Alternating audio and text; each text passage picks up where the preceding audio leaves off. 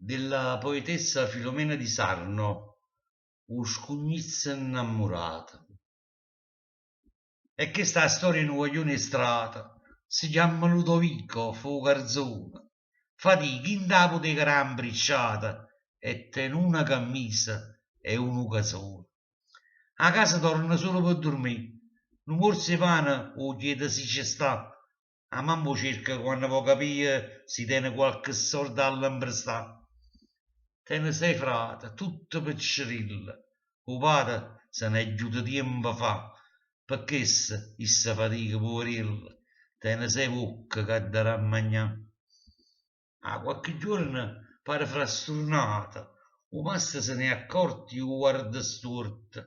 L'ha detto, guagliuccio, io ti ho avvisato, se non vuoi faticare, là c'è sta la porta. La colpa non ne ha solo, povera figlia. È un faticatore a quando è nata. Se qualcuno le dà un consiglio, ringrazia sempre, non è scostumata. La distrazione sua si chiama Stella, tiene i capelli neri, lunghi e ricci, due occhi verdi, la faccia di pupatella e quando sta nervosa si incapriccia.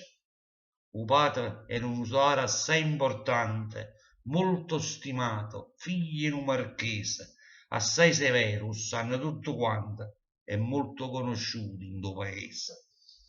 A quando è giudicata in tuo quartiere, ogni giovanottiello l'ha notata, l'ha vista pure il figlio del droghiere, capesse se pigliate già ammazzato. Povero Ludovico, è asciuto pazza, a pensa notte e giorno, è innamorata. Aspetta sempre che esce dal palazzo, sperando che fa almeno una guardata. E quando insieme a mamma può compare, essa si mette scorna e aggira la faccia, pensando, ma non tengo più riparo, non manca o me ne vado, non lo saccio. La mamma tira, si rivolge ai santa, si è accorta che pure essa l'ha guardata, ha fatto un sorriso un po' ammiccante, lasciando Ludovico imbalsamato.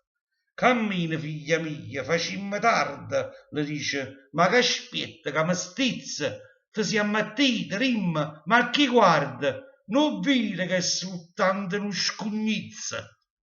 Ma scugneziello non han dice niente, a essa le è bastato un sorriso. Il voto è proprio infame, certa gente. Non ti conosce ancora, è già t'accisa.